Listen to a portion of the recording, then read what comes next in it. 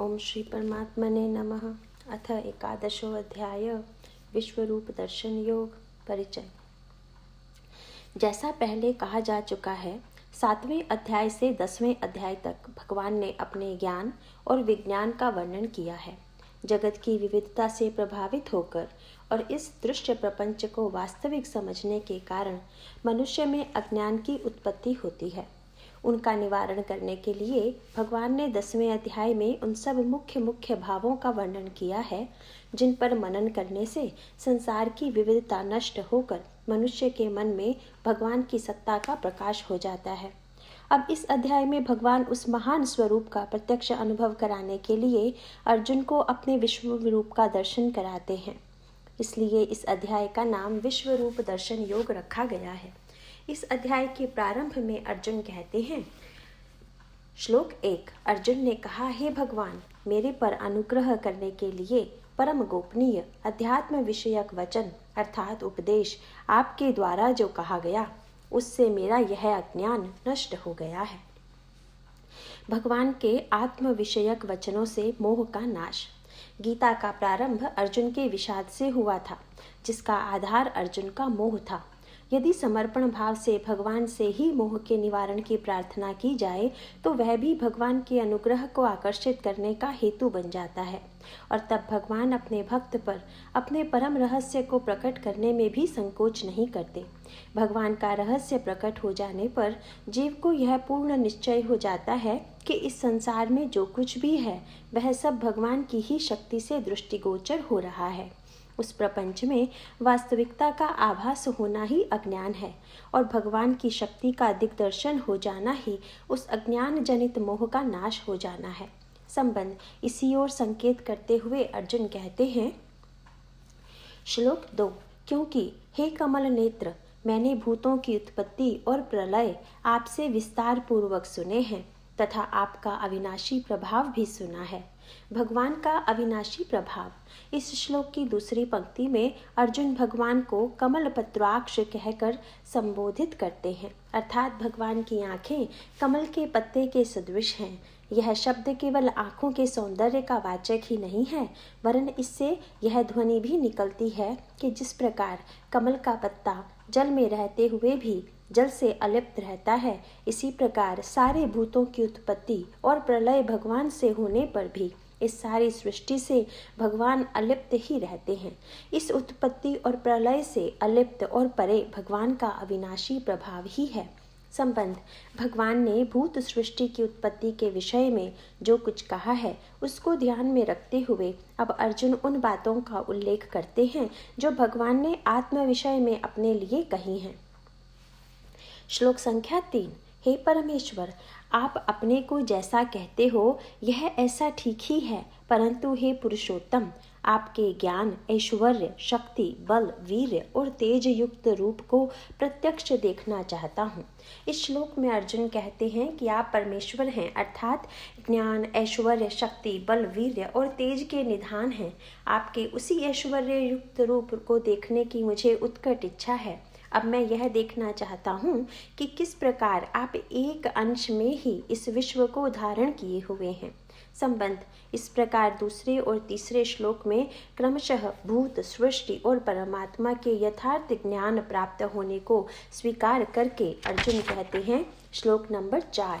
हे प्रभो, यदि मेरे द्वारा वह आपका रूप देखा जाना संभव है तो हे योगेश्वर, आप अपने अविनाशी स्वरूप का मुझे दर्शन कराइए। भगवान के आत्म तत्व और सृष्टि की विविधता में भाव की एकता। भगवान ने 10वें अध्याय में यह बात स्पष्ट की थी कि जो कुछ विविधता इस भूत सृष्टि में दिखाई दे रही है वह सब उन्हीं की विभूतियों की ही झलक है। इस प्रकार भगवान अपने आत्म तत्व और दृश्य जगत की एकता प्रतिपादित कर चुके हैं। अर्जुन ने यहाँ भगवान को योगेश्वर कहकर संबोधित किया है, जिसका तात्पर्य यह है कि भगवान की दृष्टि में उनका आत्म तत्व और सृष्टि की विविधता दोनों एक ही भाव में उपस्थित हैं, परंतु जीवात्मा की दृष्टि में इस प्रकार का एक ही भाव नहीं होता। इसलिए इस श्लोक में अर्जुन भगवान से यह प्रार्थना करते हैं कि यदि जीव भाव में रहते हुए भी मेरे लिए यह संभव हो कि मैं इस एकता और विविधता को एक साथ उसी प्रकार देख सकूं जैसे आप इसको देखते हैं, तो आप अपने उस अविनाशी स्वरूप का उद्घाटन मेरे सामने कीजिए। संबंध। इन 4 श्लोकों में अर्जुन ने जो बातें कही हैं उनके उत्तर देते हुए अगले 4 श्लोकों में भगवान कहते हैं। श्लोक 5। श्री भगवान ने कहा, हे पार्थ, मेरे सैकड़ों तथा हजारों नाना प्रकार के और नाना वर्ण तथा आकृति वाले अलौकिक रूपों को देख। भगवान एक होकर भी अनेक रूपों में। इस श्लोक में भगवान अर्जुन को पार्थ कहकर संबोधित करते हैं।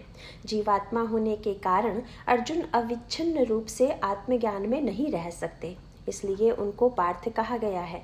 इस श्लोक में भगवान अपने विषय में कहते हैं कि तुम मेरा वह आत्म रूप देखो जो अनंत है। यह भी देखो कि मैं एक होते हुए भी किस प्रकार बहुत सा बना हुआ हूँ और बहुत होकर भी किस प्रकार एक ही हूँ। इसमें नाना प्रकार के रंग हैं, नाना आकृतियाँ हैं और ये सब रूप दिव्य हैं। दिव्य से तात्पर्य यह है कि इनका कोई भौतिक आश्रय नहीं है, ये केवल मेरी चैतन्य शक्ति के आश्रित ही दिख पड़ते हैं। संबंध। अब भगवान इस आश्चर्यजनक सत्य का दिग्दर्शन कराते हुए यह बताते हैं कि ये सब विविधताएं उनकी शक्ति के किन किन अंशों से प्रकट हैं। श्लोक नंबर 6। हे भरतवंशी अर्जुन, मेरे में आदित्यों को अर्थात अदिति के 12 पुत्रों और 8 वसुओं को, 11 रुद्रों को तथा दोनों अश्विनी कुमारों को और 49 मरुदगणों को देख तथा और भी बहुत से पहले न देखे हुए आश्चर्यमय रूपों को देख। भगवान की समष्टि ज्योति आदित्य। इस श्लोक में भगवान की चैतन्य शक्ति का पहला अंश आदित्य बताया गया है।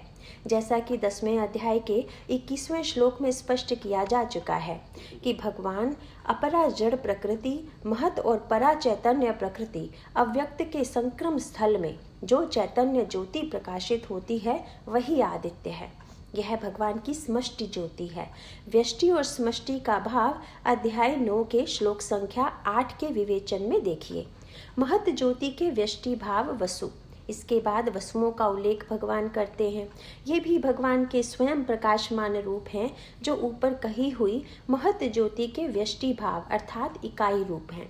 इसके बाद रुद्र का उल्लेख है जिसके विषय में 10वें अध्याय के 23वें श्लोक में कहा जा चुका है।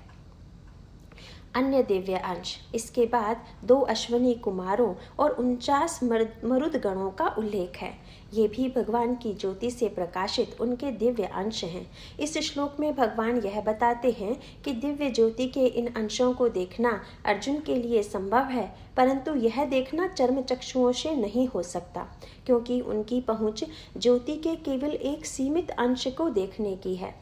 चर्म चक्षुओं द्वारा इन दिव्य ज्योतियों को देखने का प्रयास ऐसा ही होगा जैसे एक चींटी द्वारा किसी बहुत बड़े पत्थर को धारण करने का प्रयास किया जाए। साथ ही इन आश्चर्यमय रूपों को देखने के लिए मोह निद्रा से जागना आवश्यक होता है। सांसारिक दृश्य प्रपंच में वास्तविकता का भाव होना ही अज्ञान है और अज्ञान से ही मोह उत्पन्न होता है। इसलिए भगवान अर्जुन को अब गुड़ाकेश से संबोधित करते हुए कहते हैं। श्लोक नंबर 7। हे अर्जुन, अब इस मेरे शरीर में एक जगह स्थित हुए चराचर सहित संपूर्ण जगत को देख तथा और भी जो कुछ देखना चाहता है सो देख।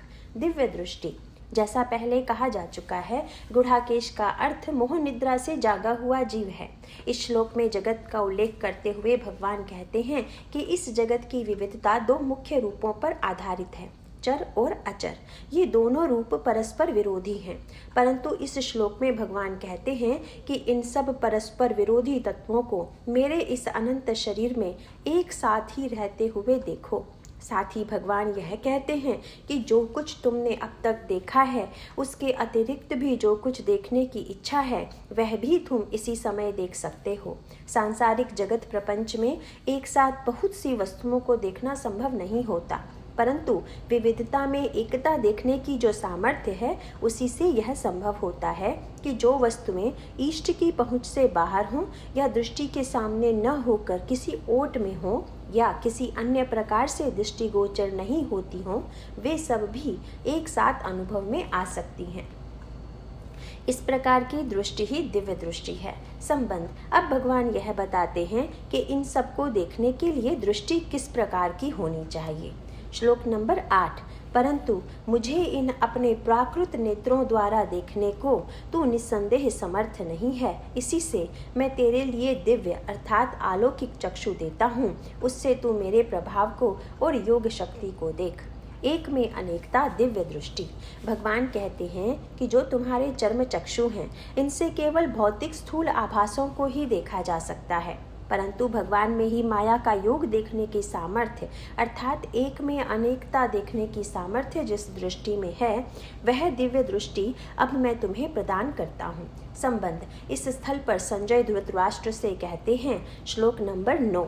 संजय ने कहा, हे राजन, महायोगेश्वर और सब पापों के नाश करने वाले भगवान ने इस प्रकार कहकर उसके उपरांत अर्जुन के लिए परम ऐश्वर्य युक्त दिव्य स्वरूप दिखाया।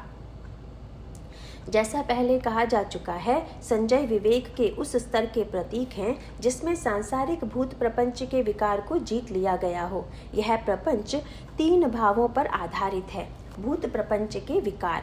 नंबर 1 कार्य कारण भाव, नंबर 2 काल क्रम, नंबर 3 अवकाश भाव। नंबर 1 कार्य कारण भाव। यद्यपि एक भगवत तत्व ही सब रूपों में प्रकाशित है, परंतु माया के कारण उस पर एक पदार्थ का रूपांतर होकर दूसरे पदार्थ बनने का जो भाव अध्यस्त है, वही कार्य कारण भाव है। नंबर 2 कालक्रम। अखंड एक रस भगवान में कोई क्रम नहीं होता, अर्थात एक के बाद दूसरे का भाव नहीं है। माया के कारण यह भाव जब क्रियाशील होता है, तब काल का बोध होता है।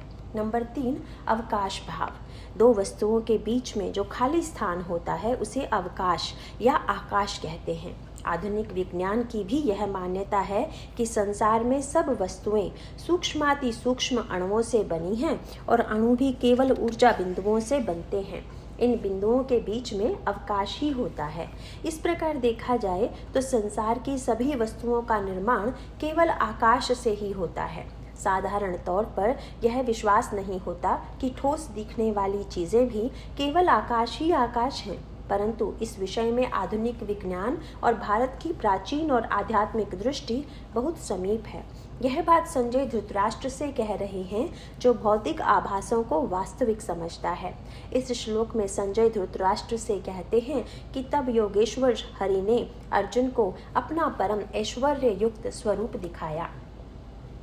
संबंध। अब उस रूप का वर्णन करते हुए संजय कहते हैं, श्लोक 10 और 11। उस अनेक मुख और नेत्रों से युक्त तथा अनेक अद्भुत दर्शन वाले एवं बहुत से दिव्य भूषणों से युक्त और बहुत से दिव्य शस्त्रों को हाथ में उठाए हुए तथा दिव्य माला और वस्त्रों को धारण किए हुए और दिव्य गंध का अनुलेपन किए हुए एवं सब प्रकार के आश्चर्यों से युक्त सीमा रहित विराट स्वरूप परम देव परमेश्वर को अर्जुन ने देखा। भगवान के दिव्य आभूषण और आयुध। 10वें श्लोक में संजय बताते हैं कि भगवान के उस दिव्य रूप में अनेक मुख, अनेक नयन और अनेक अद्भुत दृश्य दिखाई पड़ते थे। इसमें सूर्य और चंद्रमा को भगवान के नेत्र बताया गया है। जैसा पहले कहा जा चुका है कि जिस प्रकार पृथ्वी से एक सूर्य दिखाई देता है, ब्रह्मांड में इस प्रकार के असंख्य सूर्य बताए जाते हैं। चंद्रमाओं की संख्या भी अगिनत है। इन सबको भगवान के अनेकों नेत्र कहा गया है। भगवान के आभूषण इत्यादि का वर्णन श्रीमद् भागवत के 12 स्कंद के 11वें अध्याय में दिया गया है। भगवान के वक्ष स्थल पर कौस्तुभ मणि झिलमिलाती है। जीव चैतन्य रूप आत्म ज्योति ही कौस्तुभ मणि है और उसकी सर्वव्यापी प्रभा उनके वक्ष स्थल पर श्रीवत्स रूप से धारण की जाती है। सांख्य योग और कर्म योग को भगवान के मकराकृत कुंडल बताया जाता है। इसी श्लोक में भगवान के आयुधों अर्थात अस्त्र शस्त्रों का भी वर्णन है। भगवान के एक हाथ में कौमोद की गदा का वर्णन आता है, जो मन, इंद्रिय और शरीर संबंधी शक्तियों से युक्त प्राण तत्व है। सुदर्शन चक्र तेजस तत्व रूप है। निर्मल आकाश स्वरूप उनका खड्ग है। तमोमय अज्ञान रूप उनकी ढाल है। उनका शाण्ग धनुष ही काल है और उनका तर्कस कर्म है। इंद्रियां ही भगवान के बाण हैं। क्रिया शक्ति युक्त मन उनका रथ है। 11वें श्लोक में उनके दिव्य माला धारण करने का उल्लेख है। श्रीमद् भागवत के अनुसार सत्व रज तम गुणों वाली माया ही उनकी वनमाला है। धर्म ज्ञान आदि युक्त सत्व गुण ही उनका नाभि कमल है, जिससे हर समय दिव्य गंध निकलती रहती है। दिव्य दृष्टि प्राप्त जीवात्मा ही उनके इन अद्भुत दर्शनों को प्राप्त करता है। उस दर्शन में जो कुछ ज्ञात व अज्ञात है वह सब प्रकट हो जाता है। संबंध। अब विश्व रूप की ज्योति का वर्णन करते हुए संजय कहते हैं, श्लोक नंबर 12। हे राजन, आकाश में 1000 सूर्यों के साथ उदय होने से उत्पन्न हुआ जो प्रकाश होवे, वह भी उस विश्व रूप परमात्मा के प्रकाश के सदृश कदाचित ही होवे। विश्व रूप की ज्योति। स्पष्ट ही है कि अगिनत सूर्य यदि एक साथ आकाश में उपस्थित हों तो उस समूह से जो भीषण तेज का प्रकाश निकलेगा वह कितना अधिक होगा। भगवान के विश्व रूप की ज्योति उससे भी कहीं अधिक है, उसकी कोई उपमा या तुलना नहीं की जा सकती। संबंध। उस ज्योति के विराट पुंज में अर्जुन को क्या क्या दिखाई पड़ा उसे बताते हुए संजय कहते हैं, श्लोक 13। ऐसे आश्चर्यमय रूप को देखते हुए पांडुपुत्र अर्जुन ने उस काल में अनेक प्रकार से विभक्त हुए अर्थात पृथक पृथक हुए संपूर्ण जगत को उस देवों के देव श्री कृष्ण भगवान के शरीर में एक जगह स्थित देखा। दिव्य दृष्टि प्राप्त हो जाने के कारण अर्जुन उस अनंत अनेकता को एक ही स्थान पर देखते हैं। विश्व में जितने भी दृश्य हो सकते हैं वे सब अर्जुन को एक ही स्थान पर स्थित दिखाई पड़े। इस श्लोक में अर्जुन के लिए पांडव शब्द का प्रयोग हुआ है, जिसका अर्थ है आत्मवान व्यक्ति। आत्मवान व्यक्ति ही इस प्रकार के दृश्य का अनुभव कर सकता है, जो केवल दिव्य चक्षुओं द्वारा ही संभव है। संबंध। इस दृश्य को देखकर अर्जुन की मनोदशा क्या हुई यह बताते हुए संजय कहते हैं, श्लोक नंबर 14। उसके अनंतर अर्जुन आश्चर्य से युक्त हुआ, हर्षित रोम होकर विश्व रूप परमात्मा को श्रद्धा भक्ति सहित सिर से प्रणाम करके हाथ जोड़े हुए बोला। अर्जुन का आश्चर्य। यहाँ अर्जुन के लिए धनंजय शब्द का प्रयोग हुआ है। जैसे पहले कहा जा चुका है, जन्म मृत्यु सुख दुख क्षुधा तृष्णा ये 6 मनुष्य के धन कहे जाते हैं। जो इनसे ऊपर उठ जाए वही धनंजय है। इस श्लोक में बताया गया है कि इस दृश्य का विस्मय पूर्वक देखकर अर्जुन ने भगवान को मस्तक से प्रणाम किया और वे दोनों हाथ जोड़कर बोले। मस्तक से प्रणाम करने का तात्पर्य कुछ विद्वान प्राण और अपान की क्रियाओं का संयोजन कहते हैं, जिसमें मूलाधार चक्र में रहने वाली कुंडलिनी शक्ति का आज्ञा चक्र में पहुंचकर अलौकिक शक्तियों के प्राप्त होने का भाव रहता है। बायां और दाहिना हाथ वाम पथ और दक्षिण पथ के विचारों के प्रतीक हैं। इनके संयोजन को ही कृतांजलि कहा गया है। संबंध। भगवान को प्रणाम करते हुए और अतिशय विस्मय से भरे अर्जुन के हृदय में भगवान के प्रति आत्मसमर्पण का ज्वार सा उठने लगा। ऐसी स्थिति में वह भगवान की स्तुति किए बिना नहीं रह सका। भगवान की स्तुति में अर्जुन ने जो कुछ कहा वह निम्न प्रकार है, श्लोक नंबर 15। अर्जुन ने कहा, हे देव, आपके शरीर में संपूर्ण देवों को तथा अनेक भूतों के समुदायों को और कमल के आसन पर बैठे हुए ब्रह्मा को तथा महादेव को और संपूर्ण ऋषियों को तथा दिव्य सर्पों को देखता हूँ। भगवान का चिन्मय शरीर। यह याद रखना चाहिए कि अर्जुन भगवान के उस चिन्मय शरीर में जो कुछ देख रहे हैं वह चर्म चक्षुओं की पहुँच के बाहर है और जिन दृश्यों को चर्म चक्षु देखते हैं उनसे सर्वथा भिन्न है। वे केवल दिव्य चक्षुओं से देखे जाने की वस्तु हैं। अर्जुन ने भगवान के शरीर में संपूर्ण देवताओं को देखा। उसने भूतों के समुदायों को भी देखा। भगवान की देह में सभी स्थूल और सूक्ष्म भूत विद्यमान रहते हैं। पृथ्वी की गंध, जल का रस, तेज का रूप, वायु का स्पर्श और आकाश का शब्द, इन सब से सतोगुण, रजोगुण और तमोगुण के मिश्रित होने पर इस प्रकार का अद्भुत दर्शन होता है। सृष्टि की कोई सीमा नहीं है। यहाँ पर कमल के आसन पर ब्रह्मा जी को विराजमान देखने का तात्पर्य है कि सृष्टि के आरंभ में भगवान की नाभि से जो कमल उत्पन्न हुआ उस पर ब्रह्मा जी विराजमान बताए जाते हैं। आकाश को ही भगवान की नाभि कहा जाता है। 5 तत्वों में आकाश ही सबसे सूक्ष्म और प्रारंभिक तत्व है।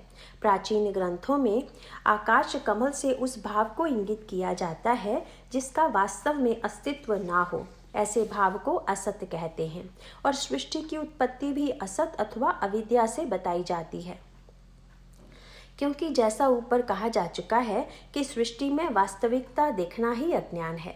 ब्रह्मा जी को भगवान का रजोगुणी रूप इसलिए कहा जाता है क्योंकि उस रूप द्वारा सृष्टि निर्माण जैसे महान कर्म का प्रारंभ होता है और कर्म में प्रवृत्ति रजोगुण से ही होती है।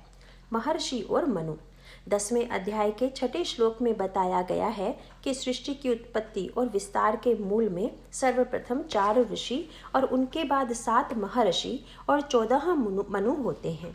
इस श्लोक में संपूर्ण ऋषियों से इन्हीं की ओर संकेत है।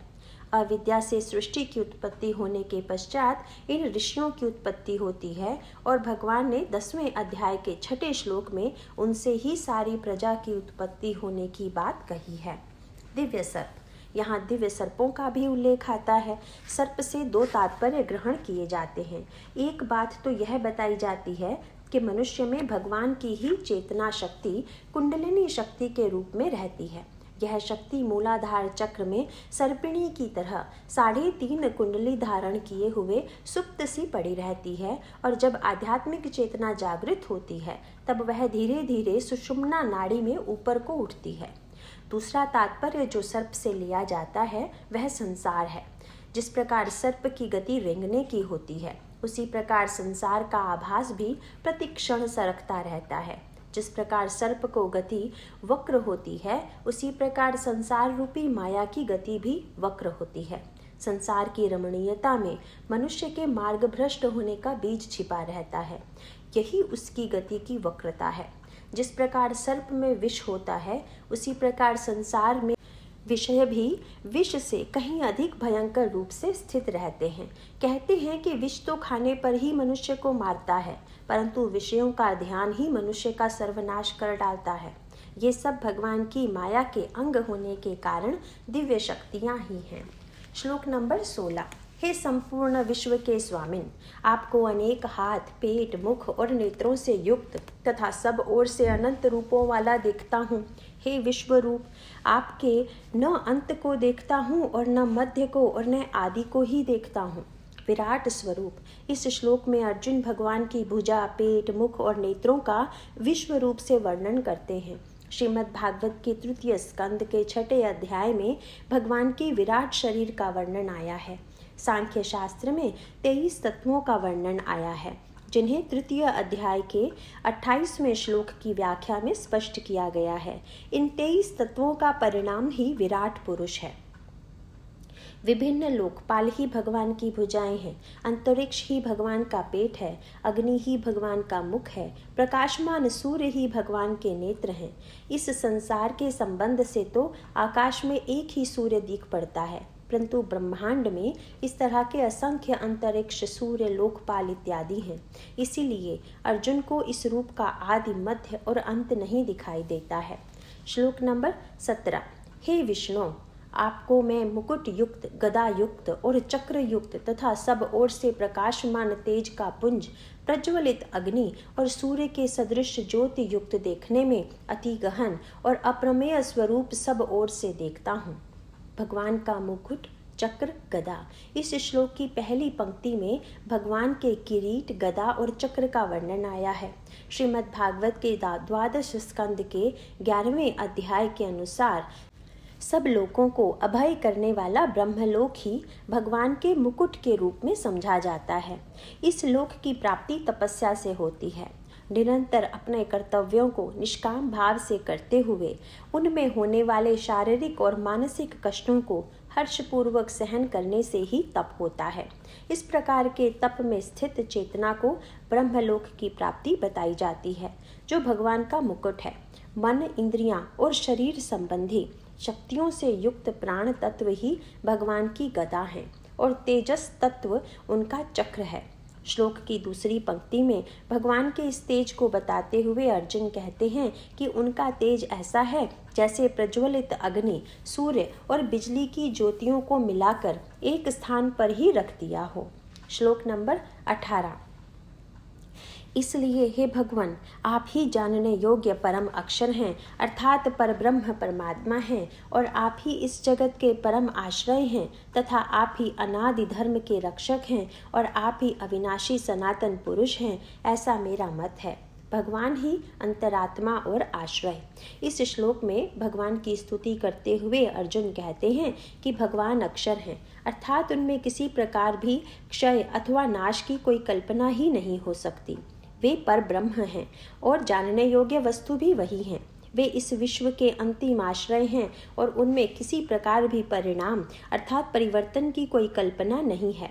विश्व के रूप में वे ही प्रकट हैं, परंतु विश्व के रूपों में भिन्नात्मक तत्वों को जिस प्रकार माया धारण करती है, वह ही उनको छिपाने वाला आवरण बनी हुई है। वे अनादि सिद्ध पुरुष हैं, अर्थात सब तत्वों के समूह को जिसे सर्व शब्द से व्यक्त किया जाता है, उसके अर्थ के भीतर भी छिपी हुई अंतरात्मा भगवान ही हैं। श्लोक नंबर 19। हे परमेश्वर, मैं आपको आदि अंत और मध्य से रहित तथा अनंत सामर्थ्य से युक्त और अनंत हाथों वाला तथा चंद्र सूर्य रूप नेत्रों वाला और प्रज्वलित अग्नि रूप मुख वाला तथा अपने तेज से इस जगत को तपायमान करता हुआ देखता हूँ। भगवान का तेज। इस श्लोक में भगवान की अनंतता का वर्णन करते हुए उनको अनंत सामर्थ्य से युक्त, अनंत भुजाओं वाले और पुनः सूर्य चंद्र रूपी नेत्रों वाले और प्रज्वलित अग्नि रूपी मुख वाले बताते हुए अर्जुन कहते हैं कि ऐसा लगता है कि उनके महान तेज से यह सारा जगत तपायमान हो रहा है। इससे एक ओर तो भगवान की अतिशय उग्रता का दर्शन होता है और दूसरी ओर उनकी अनंत भुजाओं अर्थात लोकपालों द्वारा सृष्टि की सुरक्षा उनके सौम्याति सौम्य स्वरूप की ओर संकेत करती है। श्लोक 20। हे महात्मन, यह स्वर्ग और पृथ्वी के बीच का संपूर्ण आकाश तथा सब दिशाएं एक आपसे ही परिपूर्ण हैं तथा आपके इस अलौकिक और भयंकर रूप को देखकर तीनों लोग अति व्यथा को प्राप्त हो रहे हैं। भगवान की व्यापकता। देवगणों का निवास स्थान स्वर्ग कहलाता है। यह सत्कर्म करने वाले जीवात्माओं की गति का चरम स्थान है। पृथ्वी स्थूल शरीरधारियों की आवास भूमि है। इन दोनों के बीच का स्थान ही अंतरिक्ष है। इन तीनों में जो व्याप्त है वे भगवान ही हैं। श्लोक नंबर 21। हे गोविंद, वे सब देवताओं के समूह आप में ही प्रवेश करते हैं और कई एक भयभीत होकर हाथ जोड़े हुए आपके नाम और गुणों का उच्चारण करते हैं तथा महर्षि और सिद्धों के समुदाय कल्याण होवे ऐसा कहकर उत्तम उत्तम स्तोत्रों द्वारा आपकी स्तुति करते हैं। भगवान के तेज में सब दिव्य तेजों का समावेश। इस श्लोक में अर्जुन कहते हैं कि उन्हें वे सब देवतागण भगवान में प्रवेश करते हुए दिख रहे हैं। देवता भगवान की दिव्य और अत्यंत तेजवान शक्तियां हैं, परंतु भगवान के अतिशय तेज की प्रभा में देवताओं का तेज मिलता जाता सा दिखता है, जिसके कारण वे विभोर होकर और हाथ जोड़कर रक्षा किए जाने की प्रार्थना कर रहे हैं। सिद्ध महर्षि गण कल्याण हो यह कहकर जगत को आशीर्वाद दे रहे हैं, क्योंकि जगत के रूप में ही उस अरूप भगवान का रूप उन सबको दिखाई दे रहा है। इस भाव से विभोर होकर वे भगवान की स्तुति करते हैं। श्लोक नंबर 22। हे परमेश्वर, जो एकादश रुद्र और द्वादश आदित्य तथा 8 वसु और साध्य गण विश्वे देव तथा अश्विनी कुमार और मरुत गण और पितरों का समुदाय तथा गंधर्व यक्ष राक्षस और सिद्ध गणों के समुदाय हैं, वे सभी विस्मित हुए आपको देखते हैं। दिव्य शक्तियाँ। इस श्लोक में उन सभी दिव्य शक्तियों का वर्णन है जो भगवान की ही विभिन्न प्रकार की शक्तियों के प्रकट रूप हैं। साथ ही यक्ष और राक्षसों का भी उल्लेख है जो मध्यवर्ती और निम्न श्रेणी की चेतनाओं के प्रतीक हैं। इस श्लोक में भगवान के अनेक रूपों से इनके चमत्कृत होकर भगवान के दर्शन करने का उल्लेख हुआ है। श्लोक नंबर 23। हे महाबाहो, आपके बहुत मुख और नेत्रों वाले तथा बहुत हाथों जंघा और पैरों वाले और बहुत उदरों वाले तथा बहुत सी विकराल दाढ़ों वाले महान रूप को देखकर सब लोग व्याकुल हो रहे हैं तथा मैं भी व्याकुल हो रहा हूँ। विराट शरीर के अंग।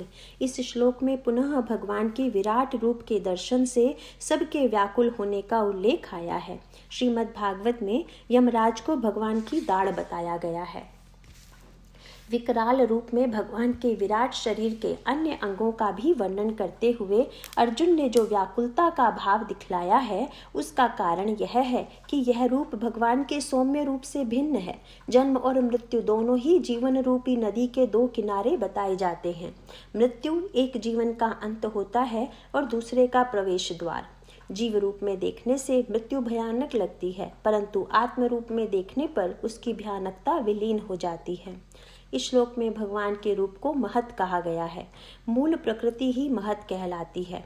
उसको भी पार कर भगवान का परारूप होता है, परंतु उस मूल प्रकृति में ही भगवान की चैतन्य शक्ति से असंख्य रूप प्रकट होते हैं, जिसकी ओर इस श्लोक में असंख्य मुख, चक्षु, हाथ, पैर, उदर, विकराल दांत इत्यादि की ओर संकेत है।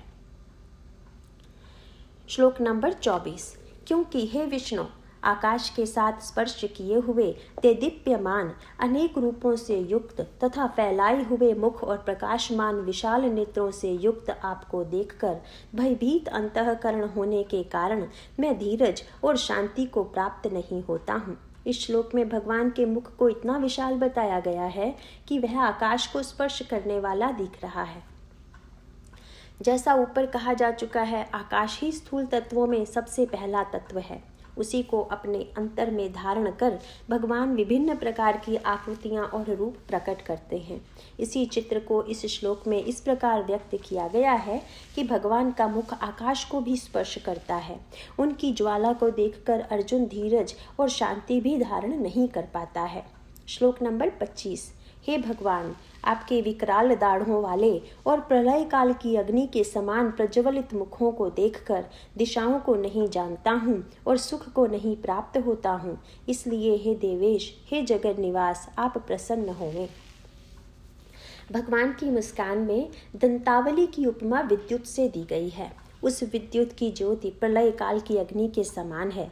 उस ज्योति के प्रकाश में अर्जुन दिशाओं की पहचान भूलने से लगते हैं और अपनी स्थिति को दृढ़ नहीं रख पाते। श्लोक नंबर 26 और 27। मैं देखता हूँ कि वे सब ही धृतराष्ट्र के पुत्र राजाओं के समुदाय सहित आप में प्रवेश करते हैं और भीष्म पितामह, द्रोणाचार्य तथा वह कर्ण और हमारे पक्ष के भी प्रधान योद्धाओं के सहित सब के सब आपके विकराल दाढ़ों वाले भयानक मुखों में बड़े वेग से प्रवेश कर रहे हैं और कई एक चूर्ण हुए सिरों सहित आपके दांतों के बीच लगे हुए दिखते हैं। भगवान में सर्व का विलीन होना। इसमें एक विलक्षण दृश्य का वर्णन आया है। जैसा पहले कहा जा चुका है, धृतराष्ट्र उस चेतना का प्रतीक है जो सांसारिक आभासों में सुख की आशा रखकर उनको धारण किए रहता है। उससे असंख्य कामनाओं की उत्पत्ति होती है, जिनका संकेत धृतराष्ट्र के पुत्र कहकर किया गया है। संसार में उन कामनाओं के बहुत से साथी भी उत्पन्न हो जाते हैं, जिन्हें धृतराष्ट्र के पुत्रों के साथ रहने वाले राजाओं और उनकी सेनाओं से संकेत किया गया है, जिनमें भीष्म, द्रोण, कर्ण इत्यादि सम्मिलित हैं। जब तक विषय भोग के ये कांटे हृदय में गड़े रहते हैं, तब तक मनुष्य की चेतना मोक्ष की कामना से दूर रहती है। जैसे जैसे मुमुक्षता का उदय होता है, वैसे वैसे साधक का अंतःकरण इन विषयों को अपने से दूर कर विवेक और वैराग्य आदि को अपनाता है। यही अर्जुन के पक्ष में प्रधान योद्धा हैं। चेतना जैसे जैसे ऊपर उठती है, तो फिर इनका भी त्याग होने लगता है और फिर एक समय ऐसा आता है कि उस त्याग की भावना का भी त्याग होने लगता है।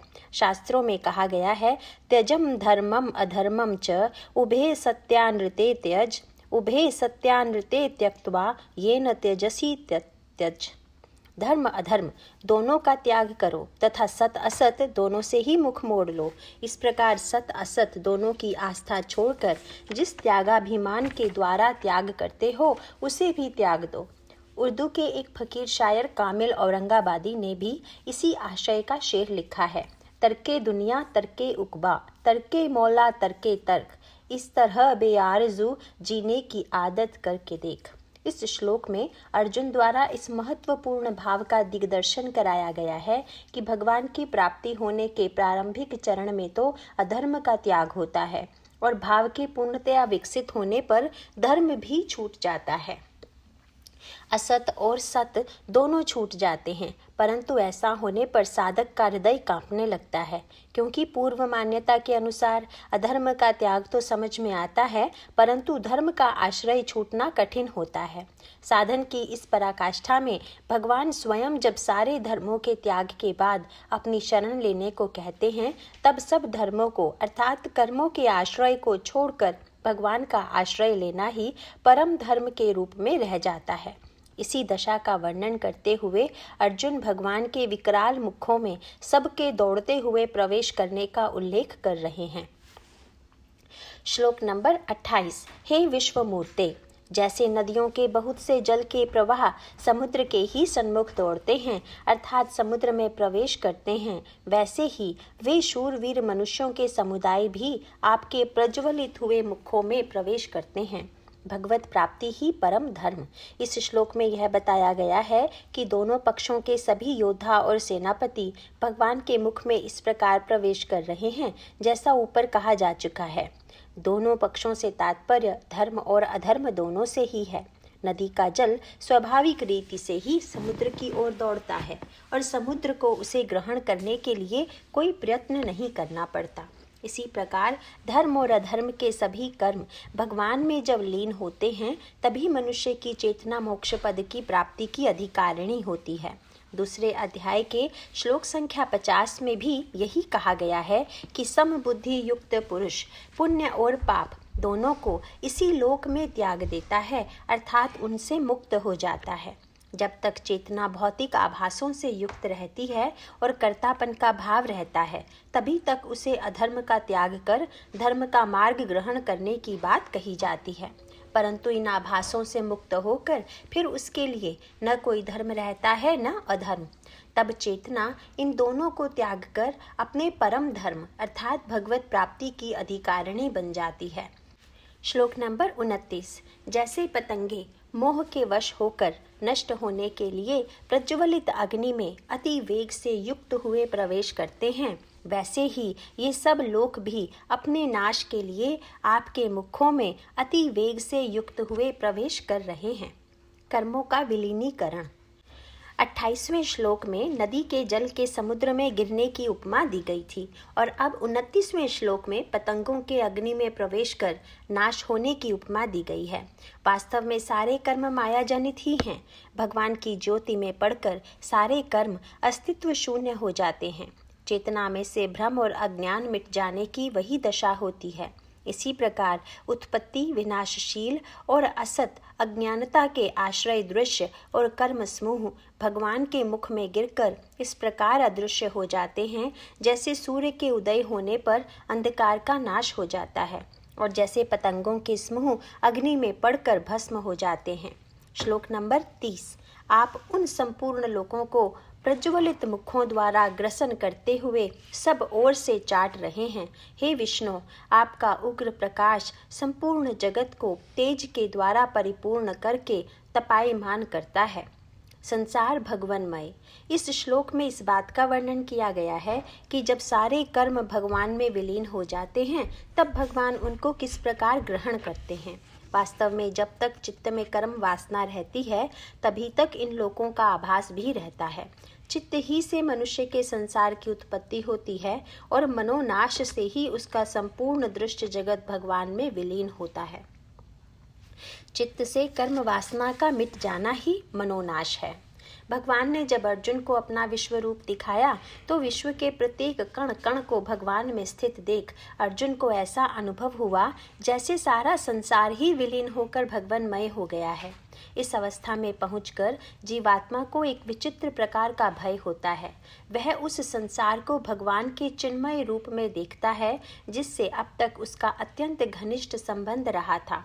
इसलिए अर्जुन अब भगवान से प्रश्न करते हैं। श्लोक नंबर 31। हे भगवान, कृपा करके मेरे प्रति कहिए कि आप उग्र रूप वाले कौन हैं। हे देवों में श्रेष्ठ, आपको नमस्कार होवे, आप प्रसन्न होइए। आदि स्वरूप आपको मैं तत्व से जानना चाहता हूँ, क्योंकि आपकी प्रवृत्ति को मैं नहीं जानता। भगवान की प्रवृत्ति।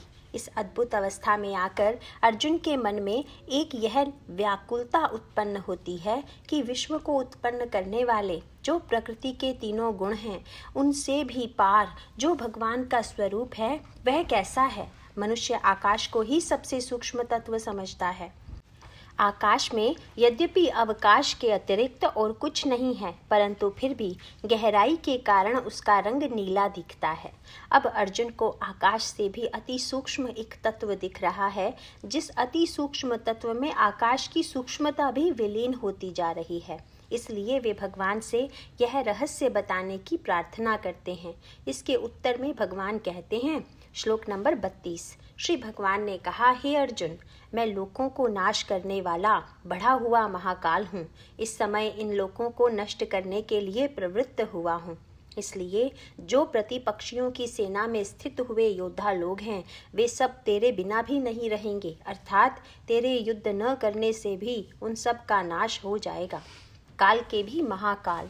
इस श्लोक में भगवान अपना एक अति उत्तम स्वरूप और उसके रहस्य को अर्जुन पर प्रकट करते हैं। जैसा ऊपर कहा जा चुका है, अखंड एक रस भगवान में किसी क्रम अर्थात एक के बाद दूसरे की कल्पना उसी प्रकार नहीं है जैसे विस्तृत शांत महासागर के जल में कोई क्रम नहीं होता। जब वायु के थपेड़ों से उसमें लहरें उत्पन्न होती हैं तो एक के बाद दूसरी लहर का क्रम आरंभ हो जाता है। वायु के शांत होने पर लहर का यह क्रम भी महासागर में विलीन हो जाता है। इसी प्रकार भगवान भी काल को अंगीकार कर अपने आप में कार्य कारण भाव को स्वीकार करते हैं, जिससे सभी भूत सृष्टि का आभास प्रकट होता है। यह काल भी जब भगवान में समा जाता है तो भूत सृष्टि के सारे आभास भी भगवान में विलीन हो जाते हैं। चर्म चक्षुओं के बंद होने और दिव्य चक्षुओं के खुलने से जीवात्मा की भी परमात्मा से एकता हो जाती है और तब उसे यह अनुभव होता है कि सृष्टि की उत्पत्ति, स्थिति और लय की समस्त क्रिया उसी में हो रही है। इस श्लोक में भगवान बताते हैं कि सेनाओं के रूप में सारे कर्मों की परिसमाप्ति का स्थान वे ही हैं। भगवान यद्यपि स्वयं अपरिणामी हैं, परंतु सारी सृष्टि की उत्पत्ति और लय भी उन्हीं में होती है। वास्तव में भगवान में से सृष्टि के निःसृत होने, निकलने की और उनमें लय होने की क्रिया निरंतर चलती रहती है। जीव अल्प बुद्धि होने के कारण सृष्टि में स्थित होने पर अपने को कर्मों का कर्ता और भोक्ता मान लेता है। इस कर्म वासना से उसको असंख्य जन्म लेने पड़ते हैं, परंतु इससे मुक्त होने का जो सरल उपाय है वह केवल इतना ही है कि भगवान स्वभाव से प्राप्त सब कर्मों को केवल भगवान का निमित्त समझकर ही किया जाए।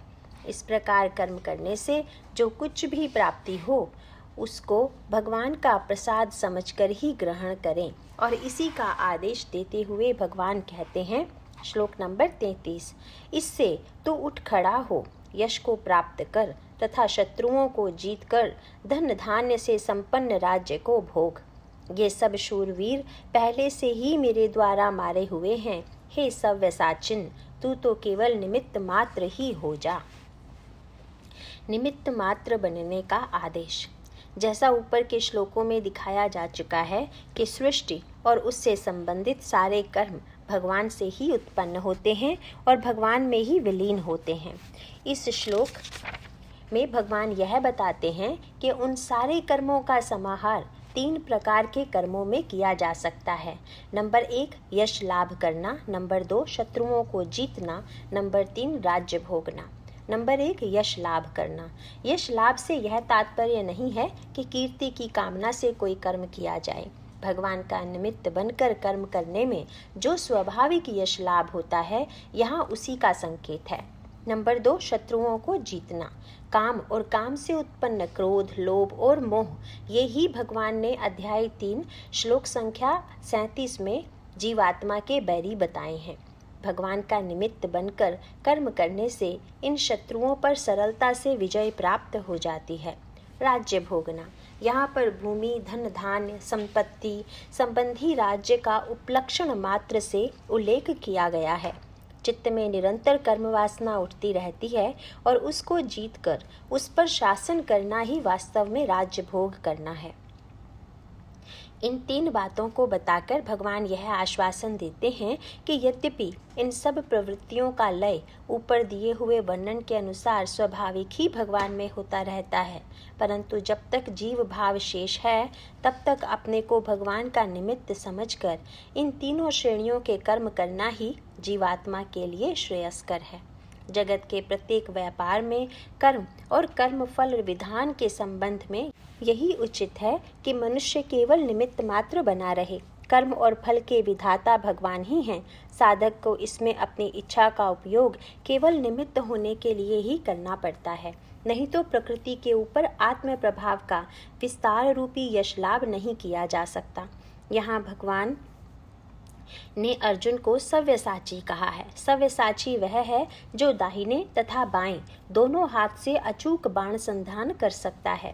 जैसा पहले कहा जा चुका है कि दोनों हाथ दक्षिण और वाम पथ के प्रतीक हैं। दक्षिण पथ अध्यात्म का पथ है और वाम पथ संसार का। सांसारिक कर्तव्य कर्मों को भली भांति करके अध्यात्म पथ के निमित्त भाव से संयुक्त कर देने की स्थिति ही सव्यसाची स्थिति है। श्लोक नंबर 34। इन द्रोणाचार्य और भीष्म पितामह तथा जयद्रथ और कर्ण तथा और भी बहुत से मेरे द्वारा मारे हुए शूरवीर योद्धाओं को तू मार और भय मत कर। निस्संदेह तू युद्ध में वैरियों को जीतेगा, इसलिए युद्ध कर।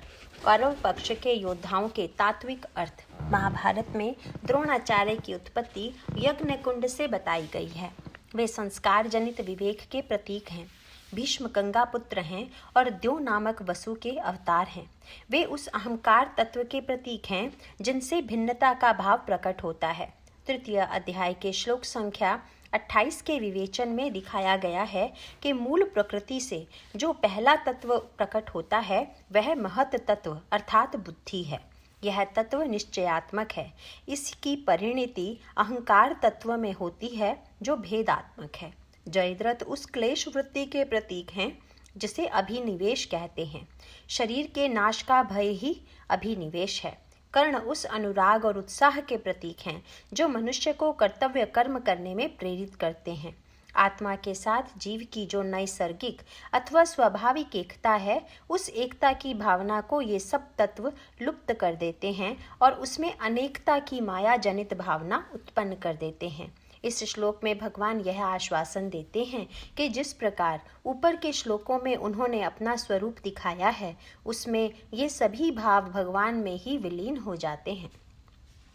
संबंध। भगवान के इन वचनों को सुनकर अर्जुन के चित्त की कैसी स्थिति हुई, यह बताते हुए संजय कहते हैं।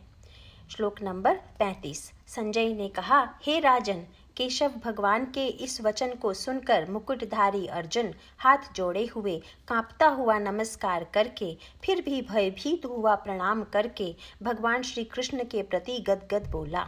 अर्जुन का गदगद भाव। भगवान के इन वचनों को सुनकर अर्जुन का हृदय अत्यंत गदगद हो गया। इस श्लोक में उसे किरीटी अर्थात मुकुट युक्त बताने का तात्पर्य यह है कि जो मनुष्य साधन पथ में स्वेच्छा से उत्साह और तत्परता पूर्वक प्रवृत्त होते हैं, वे ही सब मनुष्यों में श्रेष्ठ हैं। भगवान के इन सब रहस्यों के उद्घाटन के पश्चात उसके हृदय में अत्यंत हर्ष, अत्यंत विस्मय, स्नेह और उत्साह के साथ एक हल्का सा पुट उस संसार के विलीन हो जाने के भय का भी मिला हुआ है, जिस संसार से अब तक इतनी ममता का संबंध रहा है। संबंध। इन सब मिश्रित भावों से प्रेरित होकर अर्जुन भगवान को सिर झुकाता है और कहता है। श्लोक नंबर 36। अर्जुन ने कहा, हे अंतर्यामिन, यह योग्य ही है कि जो आपके नाम और प्रभाव के कीर्तन से जगत अति हर्षित होता है और अनुराग को भी प्राप्त होता है तथा भयभीत हुए राक्षस लोग दिशाओं में भागते हैं और सब सिद्धगणों के समुदाय नमस्कार करते हैं। भगवान के स्वरूप का दर्शन। इस श्लोक द्वारा दिखाया गया है कि यद्यपि अर्जुन अपने जीव भाव में ही प्रतिष्ठित है, तथापि भगवान के स्वरूप के दिग्दर्शन की अनुभूति करके कहता है कि आपकी इस अलौकिक विभूति के प्रत्यक्ष होने से सारे जगत को हर्ष और अनुराग के अतिरिक्त और क्या हो सकता है। काम, क्रोध इत्यादि जिन अत्याचारी राक्षस गणों का प्रभुत्व संसार में दिखता है, वे भी इस अनुभूति के कारण भयभीत होकर दशों दिशाओं में दौड़ते हैं। जो साधन द्वारा सिद्ध हो गए हैं उन पुरुषों के समूह आपको नमस्कार करते हैं। संबंध यह कहकर अब अर्जुन भगवान की स्तुति करते हुए कहते हैं, श्लोक नंबर 37। हे महात्मन, ब्रह्मा के भी आदिकर्ता और सबसे बड़े आपके लिए वे कैसे नमस्कार नहीं करें, क्योंकि हे अनंत, हे देवेश, हे जगन निवास, जो सत असत और उनसे परे अक्षर अर्थात सच्चिदानंद घन ब्रह्म हैं, वह आप ही हैं। भगवान सत भी और असत भी। अर्जुन कहते हैं कि इस प्रकार से काम क्रोधादि राक्षसों का लुप्त हो जाना और सिद्धों द्वारा नमस्कार करना यह स्वाभाविक ही है, क्योंकि भगवान ही ब्रह्मा के भी आदि करता है। जैसा पहले कहा जा चुका है, ब्रह्मा भगवान का वह स्वरूप है जिनका आविर्भाव भगवान द्वारा रजोगुण को स्वीकार करने से होता है। ये सृष्टि की उत्पत्ति के मूल कारण है। भगवान में क्षय अथवा व्यय का भाव ही नहीं है, इसीलिए ये अक्षर हैं। जो कुछ जानने में विद्यमान है वह सत है और जो अविद्यमान है वह असत है, परंतु उन सब का आधार उनसे भी परे भगवान के परम पद में है। इसलिए अर्जुन कहते हैं कि प्रणाम के योग्य एक भगवान ही हैं। श्लोक 38। हे प्रभु, आप आदिदेव और सनातन पुरुष हैं। आप इस जगत के परम आश्रय और जानने वाले तथा जानने योग्य परम धाम हैं। हे अनंत रूप, आपसे यह सब जगत व्याप्त अर्थात परिपूर्ण है। भगवान का सविशेष रूप। इस श्लोक में भगवान को आदिदेव पुराण पुरुष कहने का तात्पर्य यह है कि अन्य समस्त देवता गणों से पूर्व ब्रह्मा जी की भी उत्पत्ति भगवान से ही है, इसीलिए वे ही सबके आदिदेव हैं। पुराण पुरुष कहने से तात्पर्य यह है कि माया प्रपंच रूपी पुरी में स्थित वे ही शाश्वत सत्य हैं। उन्हें इस संसार का परम निधान कहने से तात्पर्य यह है कि वे ही सबकी परम गति हैं। संसार में जो कुछ भी भूत वर्तमान और भविष्य में है उन सब के जानने वाले भगवान हैं और भगवान ही एक जानने योग्य तत्व हैं। उनसे ही यह सारा विश्व व्याप्त है। श्लोक 39। हे हरे, आप वायु, यमराज, अग्नि, वरुण, चंद्रमा तथा प्रजा के स्वामी, ब्रह्मा और ब्रह्मा के भी पिता हैं। आपके लिए हजारों बार नमस्कार होवे। आपके लिए फिर भी बारंबार नमस्कार नमस्कार होवे। भगवान ही सर्वदेवमय। इस श्लोक में भगवान को वायु इसलिए कहा गया है क्योंकि वायु ही प्राण का आधार है। 10वें अध्याय में यम, अग्नि, वरुण को भगवान अपना ही रूप बता चुके हैं। चंद्रमा को शशांक कहते हैं क्योंकि चंद्रमा के प्रकाशित रूप में कालिमा की एक झलक दिखाई पड़ती है। इसी प्रकार भगवान के अंक में कालिमा के सदृश माया स्थित है, इसीलिए वे ही शशांक हैं।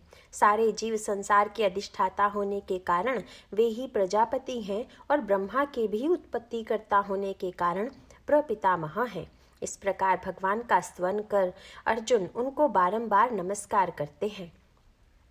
श्लोक 40। हे अनंत सामर्थ्य वाले, आपके लिए आगे से और पीछे से भी नमस्कार होवे। हे सर्वात्मन, आपके लिए सब ओर से ही नमस्कार होवे, क्योंकि अनंत पराक्रमशाली आप सब संसार को व्याप्त किए हुए हैं। इससे आप ही सर्वरूप हैं। भगवान की सर्वव्यापकता। भगवान सर्वव्यापी हैं, इसीलिए किसी विशेष स्थल में भी उनको प्रणाम किया जा सकता है और सभी दिशाओं में किसी भी और उनको प्रणाम किया जा सकता है। संसार में जो कुछ भी विक्रम और तेज है वह सब भगवान का ही है, इसलिए उनको अनंत वीर्य और अमित विक्रम कहा गया है। संबंध। संसार में जो कुछ भी व्यवहार किया जाता है वास्तव में वह व्यवहार भगवान से ही किया जाता है। इस रहस्य को न जानने के कारण मनुष्य द्वारा दूसरे मनुष्यों के रूप में भगवान से ही व्यवहार करते समय जो कुछ भी विषमता होती है उसकी ओर संकेत करते हुए कहते हैं। श्लोक नंबर 41 और 42। हे परमेश्वर, सखा मानकर आपके इस प्रभाव को न जानते हुए मेरे द्वारा प्रेम से अथवा प्रमाद से भी हे कृष्ण, हे यादव, हे सखे, इस प्रकार जो कुछ हठपूर्वक कहा गया है, और हे अच्युत, जो आप हंसी के लिए विहार, शय्या, आसन और भोजन आदि में अकेले अथवा उन सखाओं के सामने भी अपमानित किए गए हैं, वह सब अपराध अप्रमेय स्वरूप अर्थात अचिंत्य प्रभाव वाले आपसे मैं क्षमा कराता हूँ। सर्व के साथ व्यवहार भी भगवान के ही साथ इन दोनों श्लोकों में अर्जुन भगवान से दो विषम व्यवहारों की क्षमा मांगते हैं जो उन्होंने भगवान के प्रभाव और उनकी महिमा को न समझते हुए किए हैं। इस प्रकार का व्यवहार प्रेम के कारण भी होता है और प्रमाद के कारण भी। प्रेम में निकटता का भाव होने के कारण और प्रमाद में अनावश्यक चेष्टा के कारण ऐसे व्यवहार की संभावना रहती है जिसमें तिरस्कार अथवा परिहास का बोध हो। वास्तव में भगवान अप्रमेय स्वरूप अर्थात प्रमाण से परे हैं, परंतु माया के आवरण के कारण वे विभिन्न रूप गुणात्मक संबंधों से जाने जाते हैं, अर्थात विभिन्न रूप और गुणों से युक्त पदार्थों के माध्यम से व्यक्त होने के कारण उन पदार्थों के साथ व्यवहार में भी विभिन्नता का पुट रहता है। निकटवर्ती व्यक्तियों के साथ ऐसा व्यवहार विहार करते समय, आहार करते समय, विश्राम के समय और समीप बैठने पर ही संभव होता है। इन चारों स्थितियों का वर्णन इसलिए किया गया है क्योंकि इन्हीं स्थितियों में ऐसे व्यक्तियों के सामीप्य का अवसर मिलता है और माया के गुणों के कारण उनमें भगवत भाव न होकर जो अन्यता का भाव रहता है, उसी में इस प्रकार का व्यवहार संभव होता है। भगवान के अप्रमेय स्वरूप को नहीं समझते हुए जो विषमता हुई है, उसके लिए अर्जुन क्षमा की याचना करते हैं। इन श्लोकों में भगवान को कृष्ण, यादव और सखा कहने पर क्षमा याचना की गई है। यहाँ कृष्ण शब्द में उन सब संबंधों का समाहार है जिनमें प्रभुता का भाव होता है, जैसे अपने से बड़ों के लिए पूज्य भाव होना। बड़े लोग छोटों के अपराध क्षमा ही कर दिया करते हैं, इसलिए उनसे क्षमा मांगने में संकोच नहीं होता। यादव शब्द से निकट संबंध का बोध होता है। इस प्रकार का जिनसे प्रेम संबंध होता है, उनसे भी क्षमा याचना में कोई संकोच नहीं होता।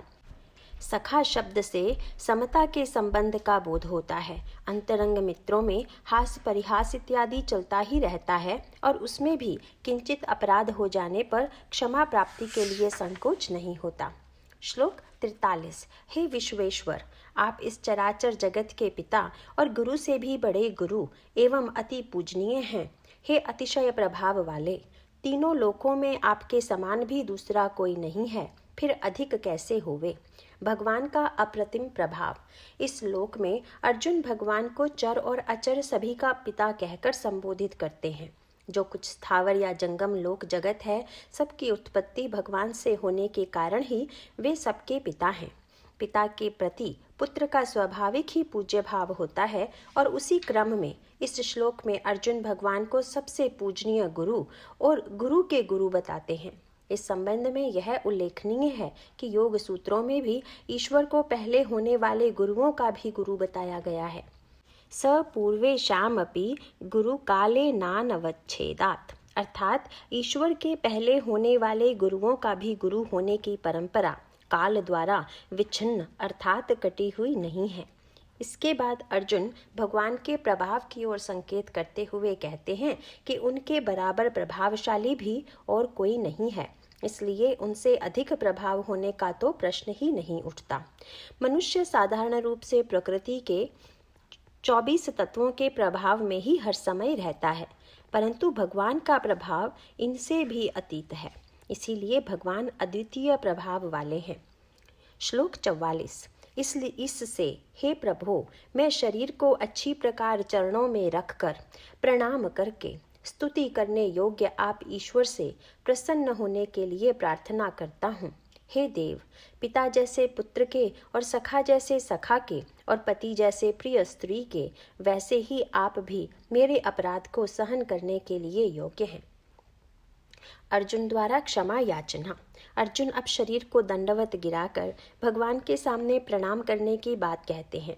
यहाँ पर प्रधानता शरीर द्वारा प्रणाम करने की नहीं है, बल्कि इस बात की है कि मन को पंचतत्व के विकार इस शरीर के प्रभाव से पृथक करके भगवान में लगाया जाए। जब तक शरीर का अभिमान रहता है, तब तक भगवान के सामने प्रणाम पूर्ण नहीं होता। श्लोक की दूसरी पंक्ति में अर्जुन कहते हैं कि आप मेरे अपराध उसी प्रकार क्षमा करें जैसे पिता पुत्र के, सखा सखा के और पति पत्नी के अपराध क्षमा करते हैं। यह 3 संबंध बड़े महत्वपूर्ण हैं। इससे पूर्व श्लोक में भगवान को गुरुओं का भी गुरु कहा गया था। जीव का कल्याण तभी होता है जब वह भगवान की आज्ञा के नियंत्रण में रहे। भगवान की आज्ञा का निरूपण वेद, शास्त्र, पुराण और अन्य सद्ग्रंथों में मिलता है। उनकी आज्ञा का पालन नहीं करना ही अपराध है और इसी प्रकार के अपराधों के लिए अर्जुन भगवान से क्षमा चाहते हैं। इस 3 संबंधों में क्षमा ही क्षमा का प्रकाश रहता है। इसके बाद के 2 श्लोकों में अर्जुन द्वारा एक अत्यंत मनोहारी प्रार्थना की गई है। यह प्रार्थना भगवान से उनके चतुर्भुज रूप दिखाने के लिए की गई है। भगवान ने अर्जुन को अपना विश्व रूप दिखाने के लिए उन्हें दिव्य दृष्टि प्रदान की थी। स्थूल दृष्टि से स्थूल आभासों का ही अनुभव होता है, परंतु दिव्य दृष्टि की पहुंच सूक्ष्म से भी सूक्ष्म तत्वों में होती है और उसमें जिस दृश्य को देखने की क्षमता होती है वह दृश्य स्थूल दृश्यों से अत्यंत विलक्षण होता है। अब अर्जुन प्रार्थना करते हैं। श्लोक 45 और 46। हे विश्वमूर्ते, मैं पहले न देखे हुए आपके इस आश्चर्यमय रूप को देखकर हर्षित हो रहा हूँ और मेरा मन भय से अति व्याकुल भी हो रहा है। इसलिए हे देव, आप इस अपने चतुर्भुज रूप को ही मुझे दिखाइए। हे देवेश, हे जगन निवास, प्रसन्न होइए। और हे विष्णु, मैं वैसे ही आपको मुकुट धारण किए हुए तथा गदा और चक्र हाथ में लिए देखना चाहता हूँ। इसलिए हे विश्वरूप, हे सहस्र बाहो, आप उस ही चतुर्भुज रूप से युक्त होइए। भगवान का अभय रूप। 45वें श्लोक में अर्जुन कहते हैं कि आपके आश्चर्यमय रूप को देखकर एक ओर तो हर्ष का अनुभव हुआ और दूसरी ओर भय और व्याकुलता भी हुई। भगवान के सामर्थ्य को निकटतम रूप से देखने में हर्ष का अनुभव होना स्वाभाविक ही है, परंतु साथ ही में उस रूप में जगत के विसारे स्थूल आभास लीन हो गए थे जिनसे जीवन भर का संपर्क रहा है। उनके अदृश्य हो जाने से भय और व्याकुलता का अनुभव होना भी स्वाभाविक ही है। भगवान द्वारा अपना विश्व रूप दिखाने के लिए अर्जुन जहाँ हर्ष से कृतार्थ हो रहे हैं, वहाँ साथ ही वे पुनः भगवान को अपना देव रूप दिखाने के लिए इसलिए प्रार्थना करते हैं क्योंकि स्थूल आभासों का नियंत्रण भगवान के देव रूप की विविध शक्तियों द्वारा ही होता है। उदाहरण के लिए एक स्थूल आभास जल को ही लीजिए।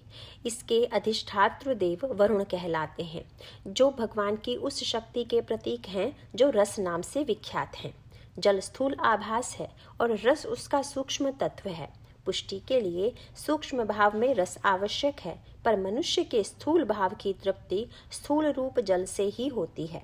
अतः हृदय में भय का संचार होने के कारण अर्जुन उस भय के निवारण के लिए भगवान का चतुर्भुज रूप देखना चाहते हैं, जिसमें एक ओर तपस्या से प्राप्त होने वाले ब्रह्मलोक को मुकुट के रूप में धारण किया होता है, दूसरी ओर प्राण तत्व रूप गदा और तेज रूप चक्र धारण किया होता है। यह रूप मनुष्य जीवन के लिए अत्यंत अभयकारी है और इसलिए वे भगवान के इस रूप को देखने की अभिलाषा करते हैं। संबंध। इस प्रकार प्रार्थना करने पर भगवान अपनी कृपा से भक्त की इच्छा पूरी करने के लिए तत्पर हो जाते हैं और जिस रूप में भक्त उनके दर्शन करना चाहता है उसी रूप में वे उसको दर्शन देने में प्रसन्नता का अनुभव करते हैं। इस प्रकार के भाव की पुष्टि अन्य धर्मों में भी की गई है। यह बातें भाव जगत की हैं, परंतु ये साधारण स्थूल दृष्टि की पहुंच से बाहर है। भगवान अर्जुन को आश्वासन देते हुए कहते हैं। श्लोक 47। श्री भगवान ने कहा, हे अर्जुन, अनुग्रह पूर्वक मैंने अपनी योग शक्ति के प्रभाव से यह अपना परम तेजोमय, सबका आदि और सीमा रहित विराट रूप तेरे को दिखाया है, जो कि तेरे सिवाय दूसरे से पहले नहीं देखा गया। विश्वरूप दर्शन की भूमिका। जो विश्वरूप भगवान ने अर्जुन को दिखाया, उसको दिखलाने में भगवान का अर्जुन के प्रति अनुग्रह ही क्रियाशील था। उस अनुग्रह के बल पर अर्जुन ने भगवान का वह परम तेजस्वी, सीमा रहित और सर्व उत्पत्ति कारण रूप देखा। इस श्लोक में आत्मयोग शब्द से तात्पर्य यह है कि शरीर की ममता और वासना त्याग करके भगवान से आत्मयुक्त होने पर ही उस विश्व रूप को देखने की दिव्य दृष्टि प्राप्त होती है। जब तक भगवान से अन्यत्व का अर्थात पृथक होने का भाव रहता है, तब तक इस दृष्टि की उपलब्धि नहीं हो सकती। आत्मयोग होने पर अन्यत्व की भावना का सर्वथा नाश हो जाता है। इसलिए भगवान कहते हैं कि यह रूप तेरे अतिरिक्त दूसरे किसी ने पहले नहीं देखा था। तात्पर्य यह है कि शरीर का आभास जब तक रहता है तब तक ही अन्यत्व का भाव रहता है, पर फिर दूसरे किसी का अस्तित्व नहीं रहता। इसके बाद भगवान कहते हैं, श्लोक 48, हे अर्जुन, मनुष्य लोक में इस प्रकार विश्व रूप वाला मैं न वेद और यज्ञों के अध्ययन से तथा न दान से और न क्रियाओं से और न उग्र तपों से ही तेरे सिवाय दूसरे से देखा जा सकता हूँ। विश्व रूप दर्शन की योग्यता।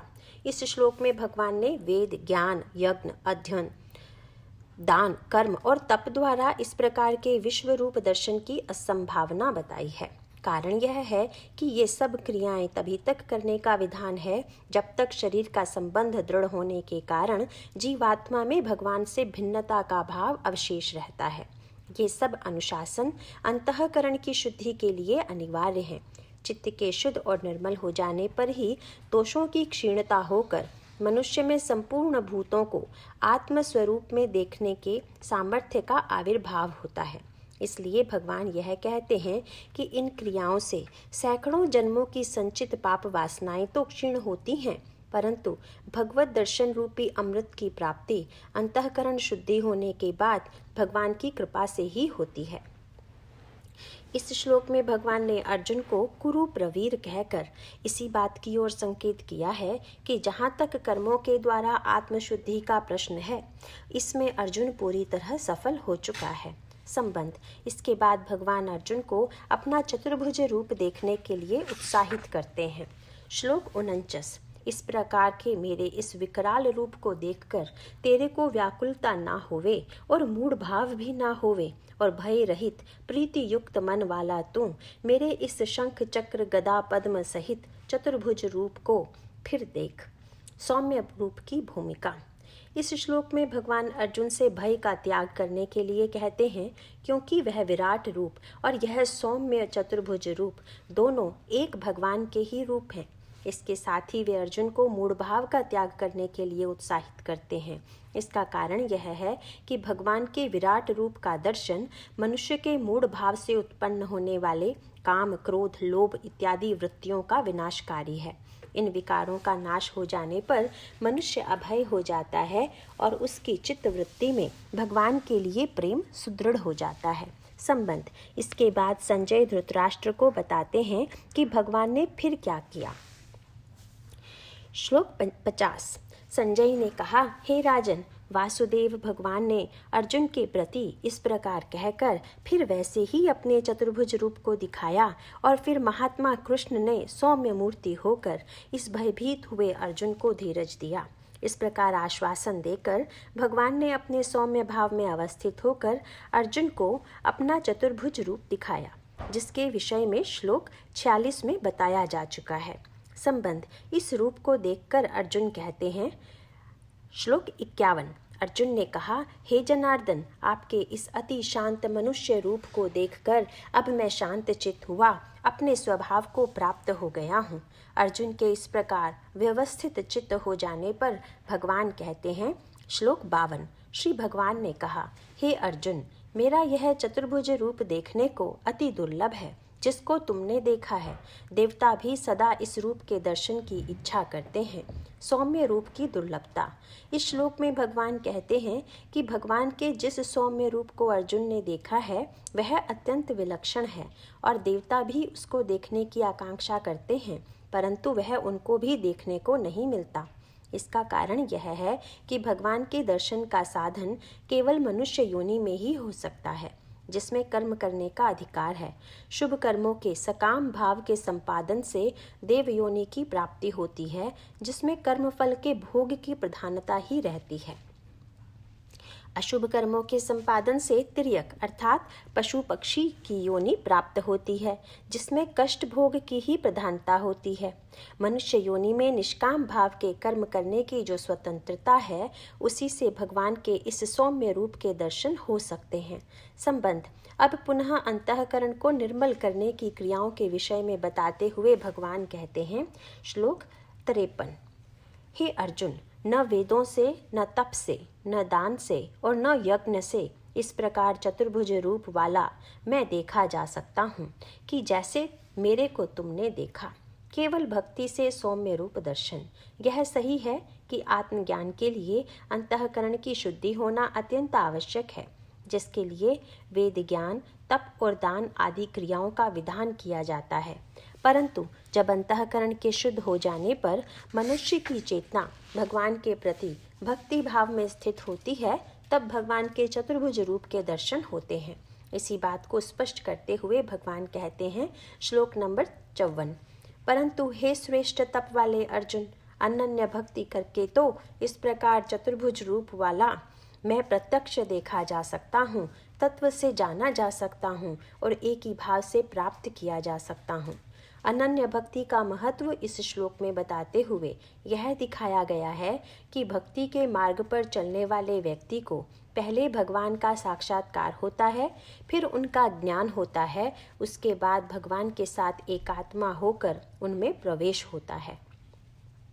संबंध अनन्य भक्ति प्राप्त भक्त के क्या लक्षण हैं, यह बताते हुए भगवान इस अध्याय का उपसंहार करते हैं। श्लोक नंबर 55, हे अर्जुन, जो पुरुष केवल मेरे ही लिए सब कुछ मेरा समझता हुआ यज्ञ, दान और तप आदि संपूर्ण कर्तव्य कर्मों को करने वाला है, मेरे परायण है, आसक्ति रहित है और संपूर्ण भूत प्राणियों में वैर भाव से रहित है, ऐसा वह अनन्य भक्ति वाला पुरुष मेरे को ही प्राप्त होता है। भक्ति भाव के अंग अनन्य भक्त के निम्नलिखित लक्षण होते हैं। नंबर 1 मत कर्म कृत, नंबर 2 मत परमा, नंबर 3 मद भक्त, नंबर 4 संग वर्जित और नंबर 5 सर्वभूतेषु निर्वैर। नंबर 1 मत कर्म कृत। भगवान का अनन्य भक्त सभी सांसारिक कर्तव्यों को केवल इस भाव से करता है कि वे कर्म भगवान की ही शक्ति से और भगवान की प्रीति के लिए उसके द्वारा किए जा रहे हैं। वह संसार के सभी संबंधों में केवल एक भगवान का संबंध मानता है और व्यवहार में यथायोग्य भिन्नता होने पर भी उसकी दृष्टि में एक भगवान ही सब ओर दिखाई देते हैं। नंबर 2 मत परमा। ऐसा भक्त भगवान को ही अपना आश्रय और शरण लेने योग्य समझता है। कैसी भी परिस्थितियां क्यों न हो, वह उनमें भगवान का विधान और उनका प्रेम साक्षात देखता है। प्रतिकूल परिस्थिति में वह भगवान की कृपा देखता है और अनुकूल परिस्थिति में उसे भगवान की दया के दर्शन होते हैं। नंबर 3 मदभक्त। उसका मन निरंतर भगवान से जुड़ा रहने के कारण उसे भगवान के भाव से थोड़ी देर के लिए भी अलग होना असहनीय होता है। नंबर 4 संग वर्जित।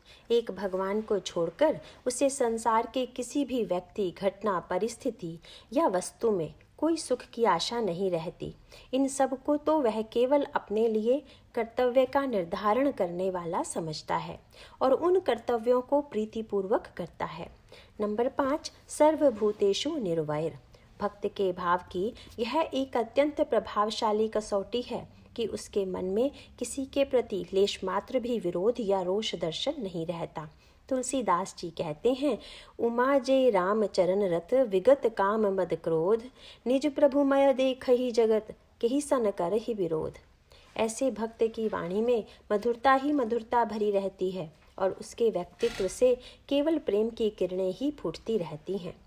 ओम तत्सदिति श्रीमद्भगवद्गीतासु उपनिषत्सु ब्रह्म विद्यायां योगशास्त्रे श्रीकृष्ण अर्जुन संवादे विश्वरूप दर्शन योगो नाम 11 अध्याय। हरि ओम तत्सत्, हरि ओम तत्सत्, हरि ओम तत्सत्।